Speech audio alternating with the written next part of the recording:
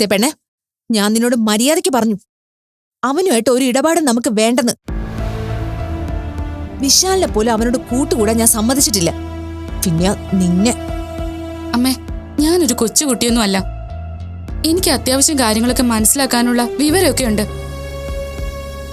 എന്റെ സുഹൃത്തുക്കളെ തിരഞ്ഞെടുക്കാനുള്ള സ്വാതന്ത്ര്യമെങ്കിലും എനിക്ക് തരണം.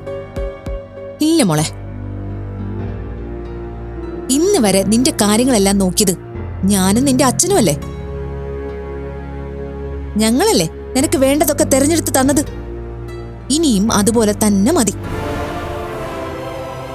ഞങ്ങൾ എന്തെങ്കിലും കാര്യം നിനക്ക് വേണ്ട എന്ന് പറഞ്ഞിട്ടുണ്ടെങ്കിൽ അത് നിനക്ക് വേണ്ടാത്തത് തന്നെ.